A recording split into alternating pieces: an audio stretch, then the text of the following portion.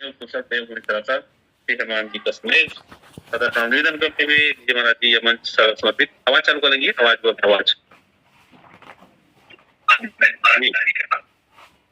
बोले श्यावर रामचंद्र की जय। वंदे बोधवनमित गुरुं शंकरोऽसिनं यमासि मोहि वक्रोऽपि चंद्र सर्वत्र वन्दते। कृष्ण केशव कृष्ण केशव कृष्ण केशव पाहि मां। राम राघव श्री राम राघव राम। रघुकुल तिलक सुजन सुखदा।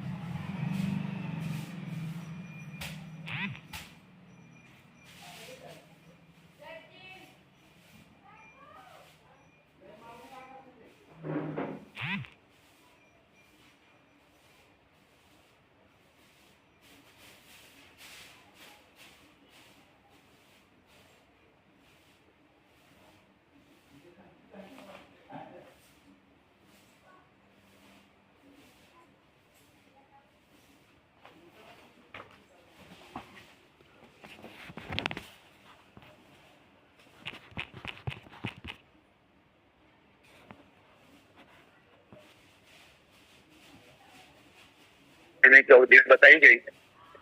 3 महीना बॉन्ड दिया गया। मैं बॉन्ड को नहीं मानता। हम दावा नहीं कर सकते 3 महीना जाएगा कि 5 महीने जाएगा। ये राजीव साहू जी कभी लिखते हैं हर्रा टोला, कभी लिखते हैं झटपट हर्रा टोला। तो अब राजीव साहू जाने की झटपट है कि हर्रा टोला क्या है। और हमारे सुरेश भैया, साथ साथ बड़े श्रीश्वर उपाध्याय जी, सबको सादर प्रणाम। साथ ही साथ हमारे झाल सिंह पटेल जी को बहुत बहुत साधुवाद के साथ सादर नमन है, अभिनंदन है। लंबी समयावधि के साथ श्रेष्ठ वक्ताओं को जोड़कर रखने की क्षमता श्री राम कथा सत्संग में है। यहाँ पर लोग बोलने आते हैं, भर नहीं चलेगा। यहाँ पर लोग इसलिए बोलते हैं क्योंकि सुनने वाले लोग श्रेष्ठ होते हैं। सुनने वाले लोग सब श्रोता नहीं है, सुधी वक्ता है। और सुधी वक्ता जहां पर जुड़े हो, वहां पर जब वक्ता बनकर के कोई 9 योगेश्वर में से एक योगेश्वर बोले भागवत जी के शब्द, तो समझ लो ये चीजें अपने आप गहरी हो जाती है। और मैं बहुत खुश हूँ हमारे झाल भैया से कि आजकल मुझे पंक्ति खुद दे देते हैं, तो मेरी एक चिंता दूर हो जाती है। और आज आपने मुझे जो पंक्ति दी है, रघुकुल तिलक सुजन सुखदाता आयम कुशल देव मुनिदाता। वैसे भगवान राम का संदेशा लेकर के हनुमान जी महाराज भरत भैया के पास पहुंचे। और राम जी के संदेश को जब भरत भैया के पास लेकर हनुमान जी पहुंच रहे, जो शब्द देते हैं, पहले मैं सामान्य अर्थ के साथ बात आरंभ करूंगा। रघुकुल तिलक सुजन सुखदाता। भरत भैया की स्थिति बड़ी गंभीर है। जहां पर कह सकते हैं वो प्रेम के कारण डूब रहे हैं, उतरा रहे हैं। स्थिति यही है। राम वीरा सागर में भरत मगन मन होत, रूप धरि पवन सुत आए गौ जनपोत। पंक्ति मुझे वो नहीं लेनी है। कह सकते हैं ऐसा विकट क्षण की एक गलत संवाद सामने वाला का प्राण ले सकता है, और एक श्रेष्ठ संवाद उसमें जीवन संचार कर सकता है। और इसके लिए श्रेष्ठ व्यक्तित्व है हनुमान जी महाराज। क्या शब्द है हनुमान जी महाराज के। रघुकुल तिलक, भगवान राम रघुकुल के तिलक है। लेकिन अगला शब्द है सुजन सुख दाता। जो सुजनों को सुख प्रदान करने वाले भगवान राम, सुख के दाता राम। आयु कुशल, क्या शब्द है। बिल्कुल 2 पंक्तियां चौपाई जो 4 चरणों में होती है। पहली पंक्ति जो मुझे दिया गया, रघुकुल तिलक सुजन सुखदाता आयु कुशल देव मुनित्राता। आयु आ गए, बोले रघुकुल तिलक जो सबको सुजनों को सुख देने वाले राम है, वो आ गए। आयु कुशल, कुशल आ गए। कौन? बोले देव मुनि त्राता। देव और मुनियों को जो संकट से दूर कर देते हैं या जिनका त्राण हर लेते हैं, कष्ट हर लेते हैं, वो आ गए। पर दूसरी पंक्ति में फिर से शब्द बदलते हैं, रिपुरन गीत सुजस सुरगावत सीता सहित अनुज प्रभु आवत। आवत यहाँ पर आयु, हालांकि मैं जो पंक्ति मुझे दी गई उसी पर रहना चाह रहा हूँ। और आज हालांकि मैं आपको स्पष्ट बताऊं, तैयारी के लिए पता नहीं मैं अलग से कुछ चेष्टा नहीं करता हूं, पर माइंड में बार बार टकराते रहता है विषय वस्तु। अभी मैं समाचार देख रहा था टेलीविजन में, और मैं चूंकि अब इस विषय को एक नए ढंग से बोलने की इच्छा रख रहा हूं, तो समाचार में जो पाकिस्तान में प्रहार हुआ है सिंदूर का, और अभी हमारे एयर मार्शल साहब जो संबोधन कर रहे थे और उनका लोगो जो दिखाया जा रहा था एयरफोर्स का, मैं बात वहीं से चालू करूंगा। उस लोगो में एक शब्द लिखा था, आकाशेन शत्रु न जही। ये लोगो है हमारे एयरफोर्स का, आकाशेन शत्रु न जही। भगवान राम को मैं बिल्कुल तीनों रूप में, मानसिकता मेरी बदल गई। पहले कैसे बोलना चाह रहा था वो अलग था, अभी मैंने देख लिया कि भगवान राम हल के माध्यम से जो सुजन सुखदाता है, जल के माध्यम से जो सुजन सुखदाता है, और आकाश के माध्यम से जो सुजन सुखदाता है, इस शैली से बोलने का प्रयास करूंगा। और चूंकि आचार्य जी भी में जुड़े हुए हैं और बड़े भैया हमारे पंडित किरण शर्मा जी, जो कि कह सकते हैं बिल्कुल उस ऑफिस में रहते हैं जहाँ छुट्टी नहीं मिलती है, और आजकल तो ऑनलाइन की परिस्थितियां बनती जा रही हैं और रजिस्ट्री ऑफिस में है तो उनको छुट्टी नहीं मिलता, फिर भी वो समय देते हैं हमारे स्लिंग को, इसके लिए उनको सादर प्रणाम है मेरा। तो भगवान राम जो है सुजन सुख, क्या शब्द है हनुमान जी महाराज के, रघुकुल तिलक सुजन सुखदाता। रघुकुल के तिलक भगवान राम जो सुजनों को सुख प्रदान करने वाले हैं। आयु कुशल, वो कुशल आ गए। देव मुनि त्राता, जो देव और मुनि के प्राण को हरने वाले, कष्ट को दूर करने वाले भगवान राम आ गए। अब सुजन सुखदाता में मैं फोकस मूलतः इस प्रश्न को देना चाह रहा हूं।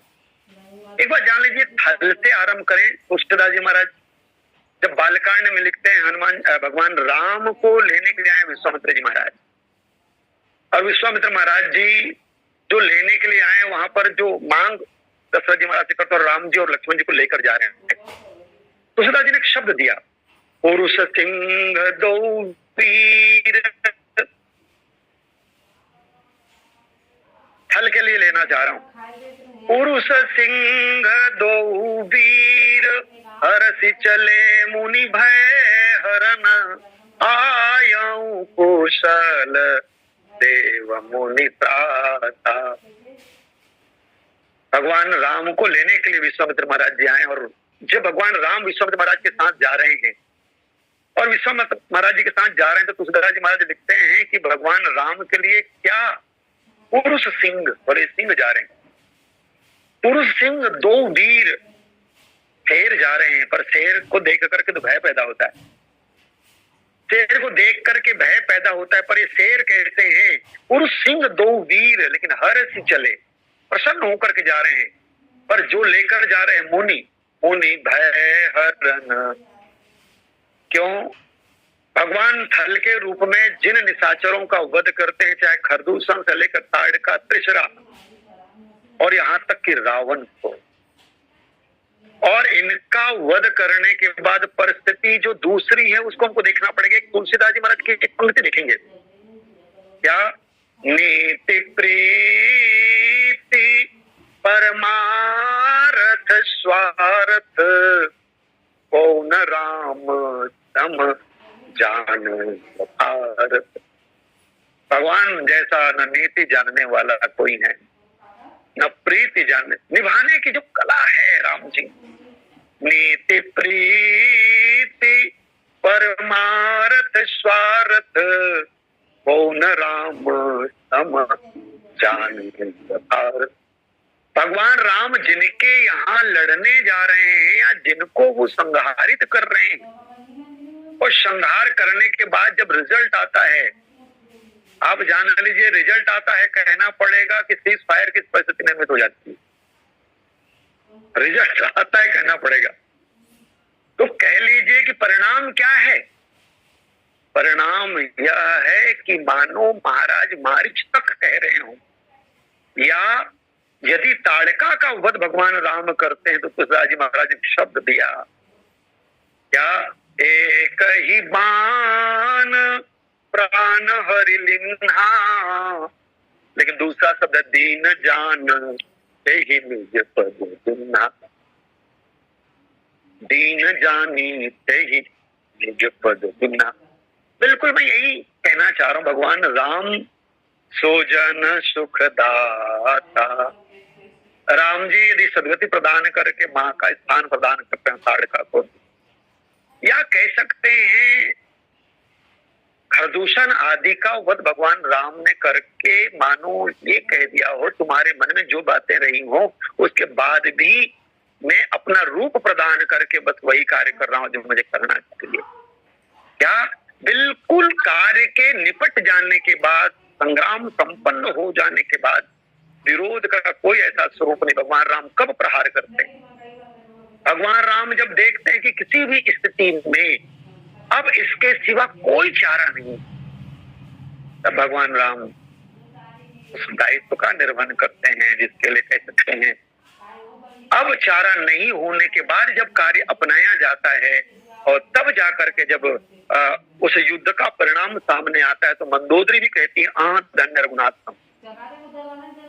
या तारा के समक्ष भगवान राम को कहना पड़ता है कि तारा तो रो किसके लिए रही है? क्यों?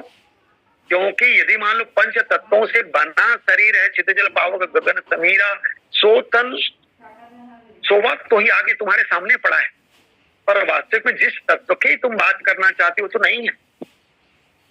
तुम रो किसके लिए रही हो? ज्ञान, उचित ज्ञान का तात्पर्य ये है भगवान राम कौन?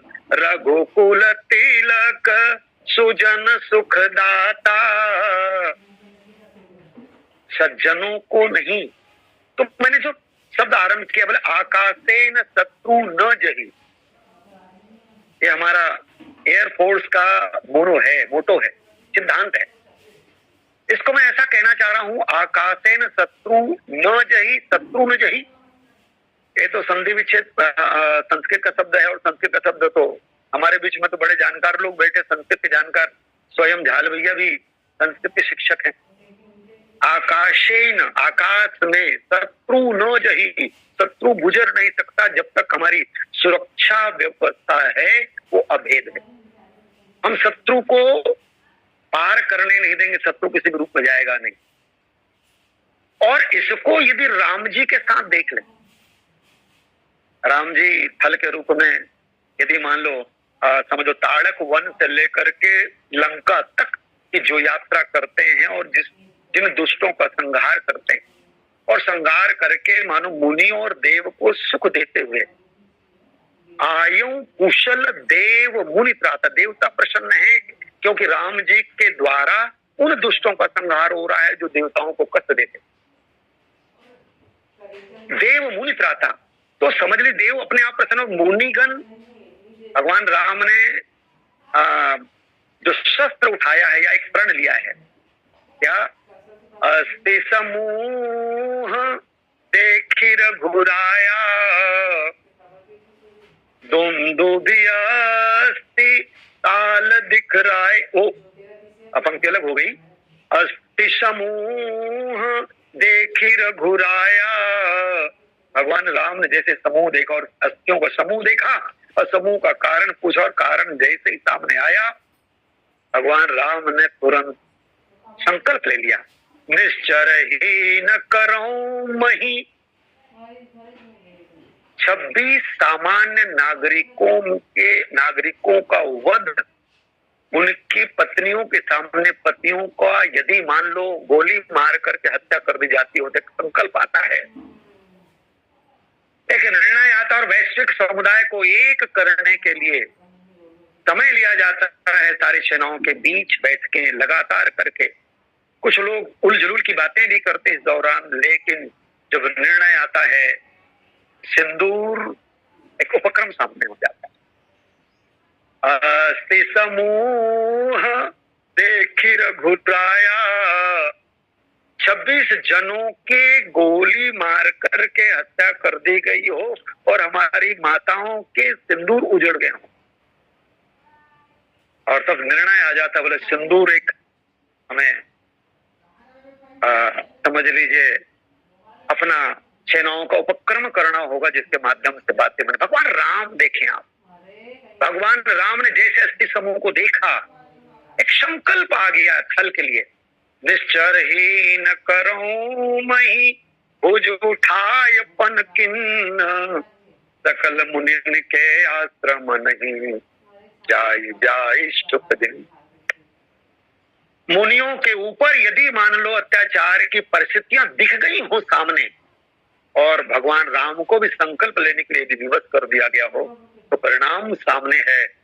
रावण तक का वध करने के लिए भगवान राम सन्नद्ध हो गए, वानरों का समुदाय लेकर, जिनके पास हम सामर्थ्यहीन वानर समुदाय कह सकते हैं, उनको लेकर के भगवान राम सामर्थ्यवान रावण पर विजय प्राप्त कर,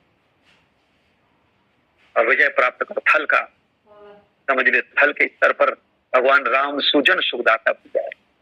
दूसरा, आज हमारे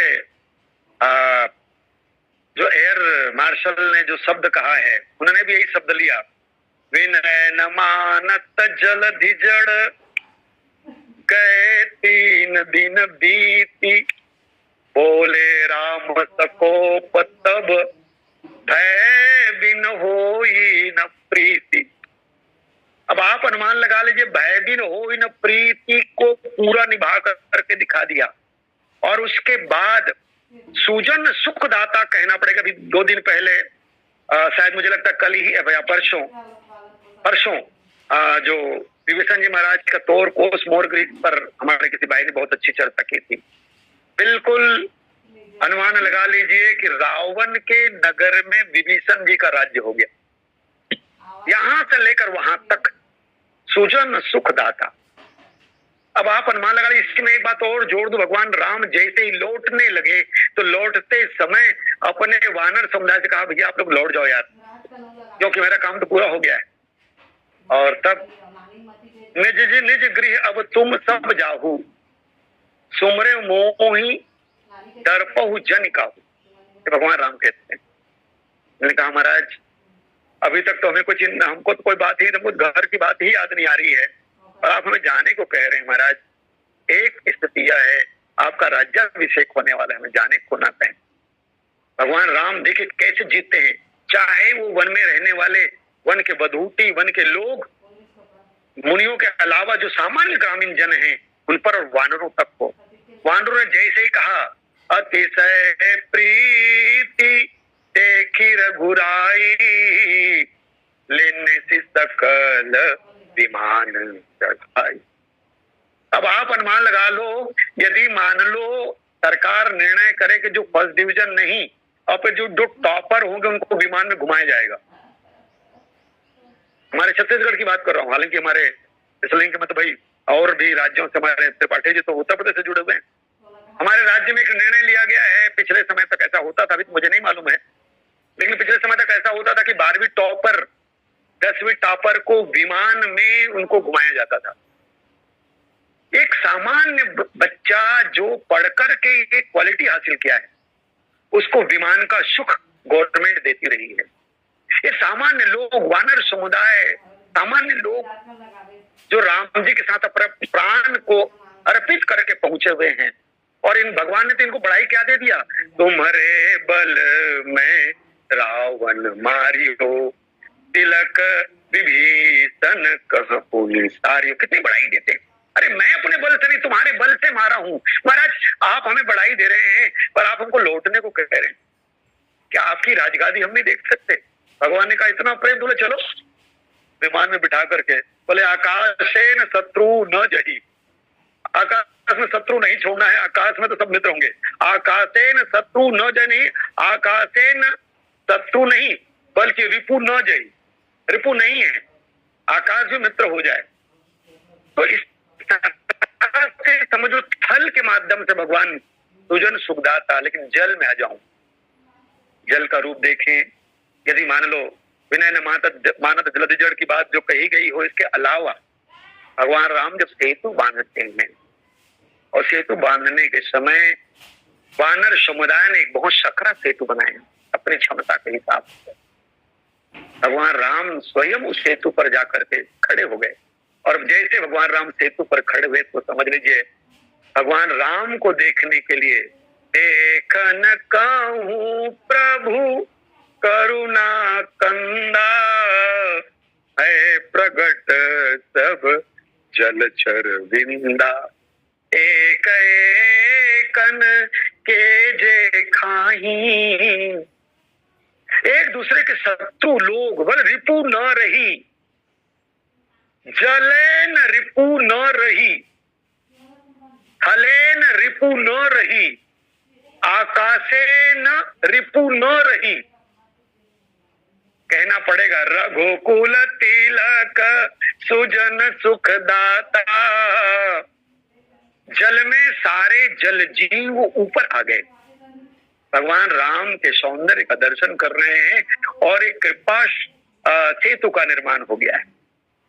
और बोले कैसे लोग हैं जो एक एकन के जे खाएं, शत्रु एक दूसरे से है। यदि मान लो वहां पर घड़ियाल है तो बाजू में बड़ी मछली है, घड़ियाल और मछली, घड़ियाल का खाद्य मछली है लेकिन घड़ियाल को ध्यान ही नहीं है कि बाजू में मछली है। अर्थात यदि दृष्टि शक्ति से भगवान राम को देख रहे हैं तो घ्राण शक्ति भी राम के ही भाव में तल्लीन है। घ्राण से भी पता नहीं लगा कि बाजू का भोजन है मेरा। इतना सुधि भूल गई है, कह सकते हैं रिपु न रही, जलेन रिपु न रही।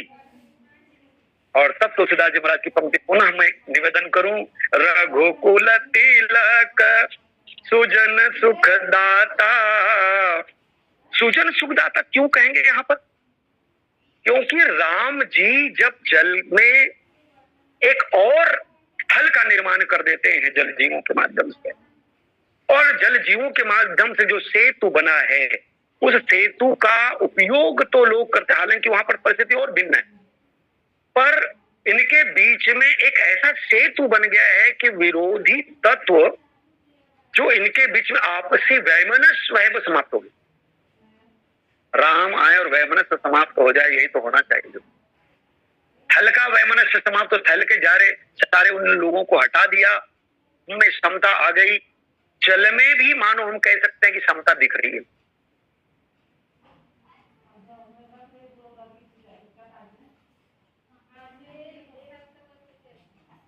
अरे बाबू, ये बाबू थोड़ा सा आता हो।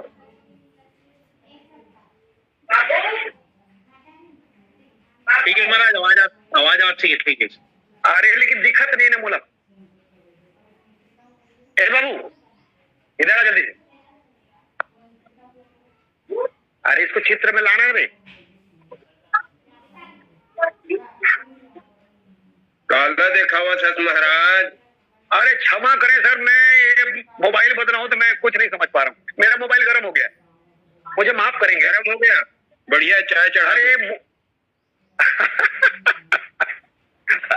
ठीक लल्लू भैया, मुझे क्षमा करें क्योंकि इसका मोबाइल है जिसके कारण मैं अभी मोबाइल से दूर था। मुझे लगा इसको देख लेना चाहिए, मुझे कैसा ये अपना दिखाता है। तो क्षमा करेंगे, मैं सभी सज्जनों से क्षमा चाहूंगा। तो जलेन रिपु न रही, जल में भी शत्रु नहीं रहे भगवान राम। ये है राम का वैशिष्ट। राम जी जब चल रहे हों, और इसको हम ऐसा भी कह सकते हैं, भगवान राम के संदर्भ में जो महाराज दशरथ की पंक्ति है, अरे कैकेयी जो शत्रु के लिए भी बुरा नहीं सोच सकता, उसके बारे में तुम ऐसा कह रही है? वो तेरा क्या अपराध कर सकता है? जैसे शत्रुओं के बारे में भी कभी गलत सोचना आता हो, कह सकते हैं ये है राम, शत्रु राम बड़ाई करे, बैरी राम बड़ाई करे। बैरी राम बड़ाई कर ही का कहने मतलब यही होगा क्या कि रघुकुल तिलक सूजन सुख दाता। भगवान राम जल में भी वो कर देते हैं कि मानो शत्रुता सब छूट गई। और आकाश की बारी है, विष्णु जी महाराज ने जैसे ही देखा भगवान राम, हमारे डॉक्टर सुरेंद्र महाराज जी जो धर्मरथ प्रश्न पे अभी चर्चा की थे मुझे मिली थी क्योंकि मैं शामिल नहीं हो पा रहा था, और जैसे ही बिना रथ और पद प्राण के देखा विष्णु जी महाराज ने जो बातें कही, लेकिन मैं जो बात कहना चाहता हूँ वो ये है कि पहले देवराज इंद्र ने रथ भेजा नहीं, लेकिन जैसे ही लड़ाई बिल्कुल निश्चित हो गई और राम जी का वैशिष्ट अपने आप दिखने लगा, और तब कहते हैं देवताओं के कहने पर देवराज इंद्र ने अब रथ भेजा मातली से। भगवान राम के सामने रथ मातली सार्थ स्वीकार करके आया हुआ है, और समझ लीजिए रथ प्रस्तुत है। हमारे गुरुदेव भगवान श्री कृष्ण ने कहा था कि महाराज ये तो राम हैं जो चढ़ गए, हम लोग होते तुम चढ़ते नहीं। क्यों? जब बारी थी मैं खाली था, मेरे पास रथ नहीं था, तुम रथ भेजे नहीं, अब भेज रहे हो गाड़ी। बोले नहीं चढ़ूंगा। बोले यही तो राम है। क्या राम जी कहते हैं जब ही जागो तभी सवेरा है, कोई चिंता की बात नहीं, तुमने जब भेज दिया है तो मुझे महत्व देना होगा। तेज पुंज अति दिव्य अनुपा, तेज पुंज रथ दिव्य अनुपा, अरसी चढ़े।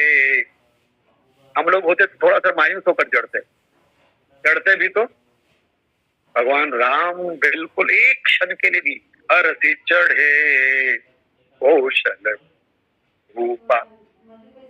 आप अनुमान लगा लीजिए किसी कोने पर यदि मान लो ये वैशिष्ट सोच करके महाराज इंद्र ने ना भेजा और राम के पास जैसे भेजा भगवान राम हर्षित होकर के चढ़ गए, इसी कोने पर महाराज इंद्र के मन में यह दोष नहीं आया होगा कि मैंने भेजा और इन्हें ठुकरा दिया।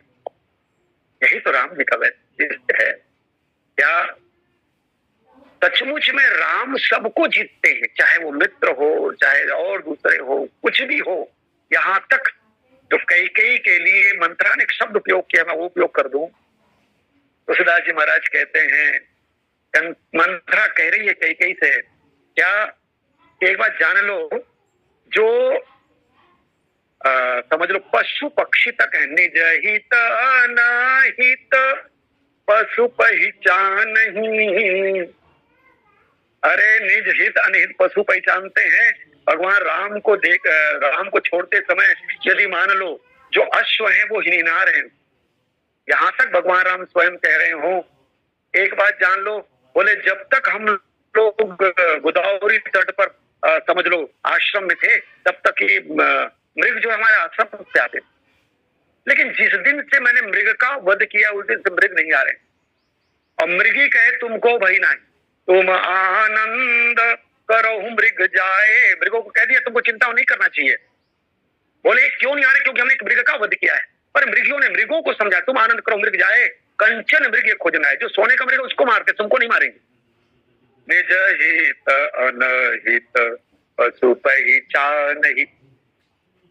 आप अनुमान लगा सकते हैं जहां पर राम सुजन सुखदाता, पशु पक्षियों तक को वो सुख देने वाले राम जी महाराज, और थल में या अब आकाश की बात में कि तो भगवान राम आकाश को भी जीत रहे हैं। या आकाशेन शत्रु न जही, आकाशेन शत्रु न जही। आप देख लीजिए, क्रोधवंत तब रावण लिन्न सिरथ बैठाई, चला गगन पथ आतुर भैरथ की न जाई। गगन पथ, और गगन पथ पे भी मानो भगवान राम ने क्या कर दिया। गगन पथ पे तो ये वानर उड़ने लगे सेतु बंद के समय।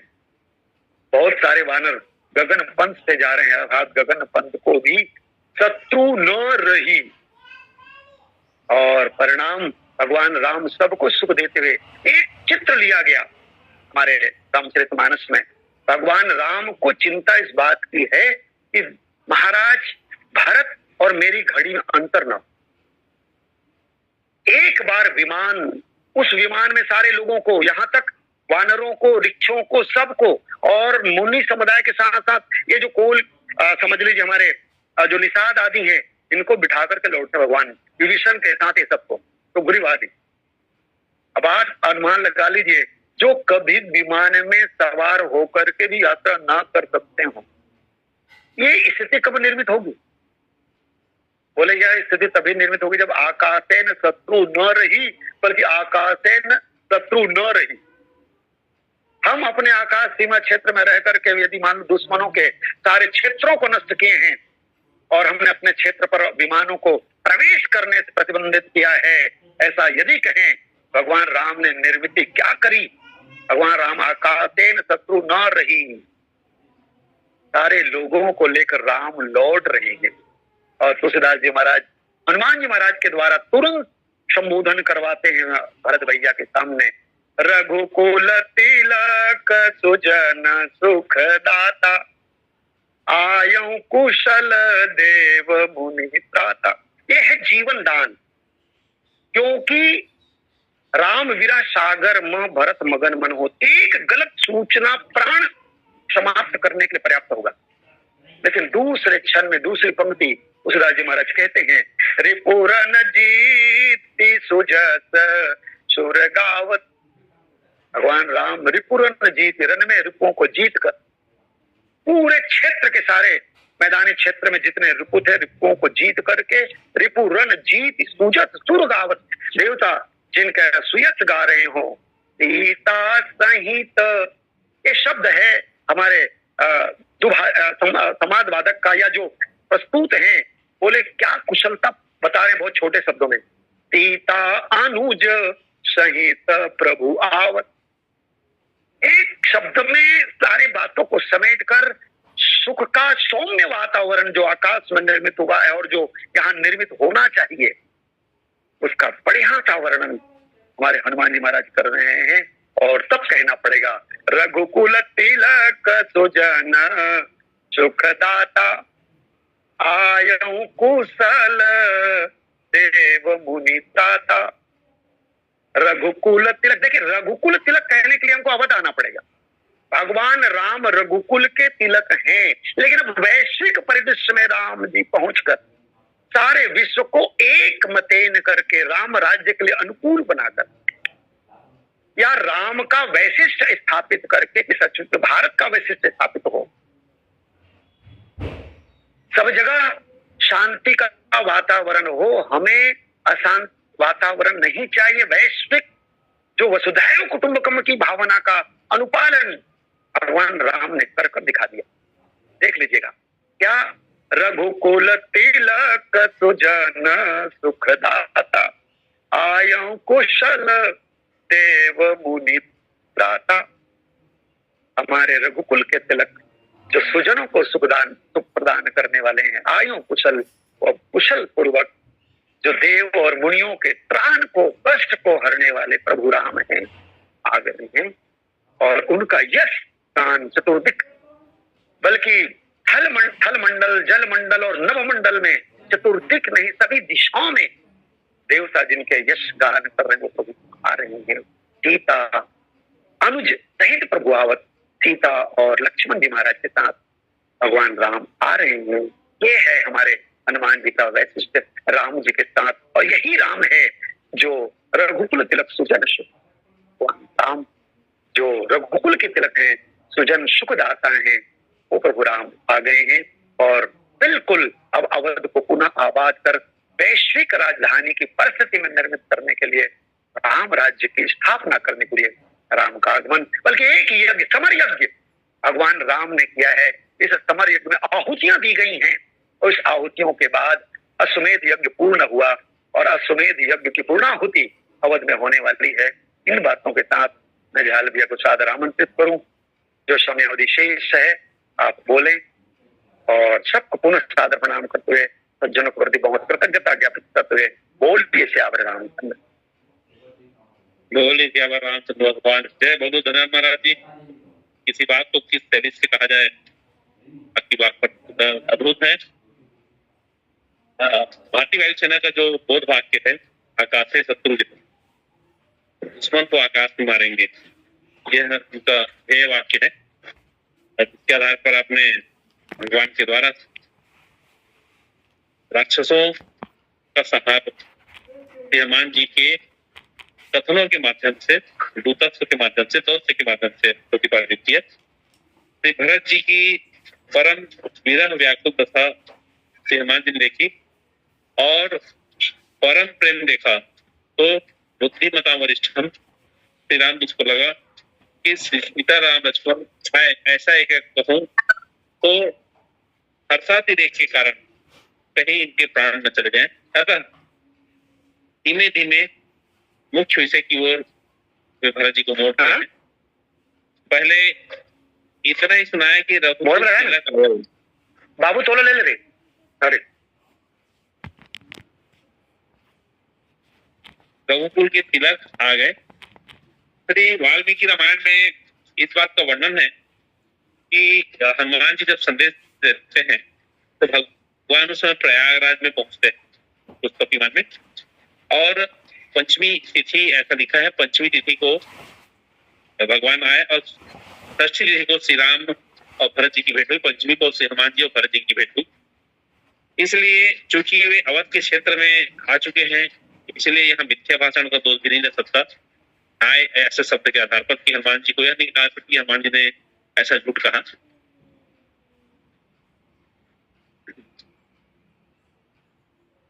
कुशल है यह महत्व की बात कही और देव मुनि त्राता, इससे हनुमान जी ने रावण का वध और विजय जनाया, पर श्री सीताराम लक्ष्मण का लौट आना नहीं कहा। इसके बाद की चौपाई में कहते हैं कि रिपुरंजीत जसु दावत सीता से जो अवध।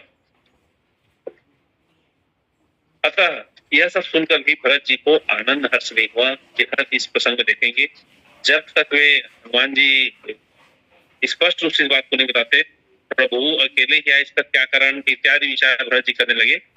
पहले कहा गया कि हनुमान जी के मन में मन का सवाल हुआ और इसीलिए हनुमान जी कहते हैं कि रिपुरंजीत सुजसु दावत। इसका स्पष्ट कहे कि भरत जी के मन में किसी प्रकार का विचार चक्र न हो, इसीलिए कहा कि दुश्मन का संहार भी हो गया और सकुशल श्री सीताराम जी आ रहे हैं। भरत जी के समक्ष हनुमान जी विप्र रूप में भगवान के कहे अनुसार आते हैं। यदि इसके बहुत सारे अर्थ लगाते हैं कि विप्र रूप में ही क्यों आए, विप्र का क्या अर्थ है, सब शब्द बताते हैं। और कुल मिलाकर यह भी हेतु था कि श्री भरत जी की स्थिति कैसी है, इसलिए हनुमान जी अपने मूल स्वरूप में न आकर विप्र रूप में आए। लगभग 2.5 महीने पहले ही श्री भरत जी हनुमान जी की भेंट हो चुकी है। जब द्रोणाचार्य वाले प्रसंग में हनुमान जी औषधि ले जाते, फिर भी हनुमान जी यहाँ पर भरत जी के समक्ष विप्र रूप में आते हैं और सोचो जा सुबिरा सोचो देर राती प्रथम निरंतर गुण गाती, वे रघुकुल तिलक सुजन सुदाता आयो कुशल देवन चाहता। वे रघुकुल के तिलक सज्जनों को सुख देने वाले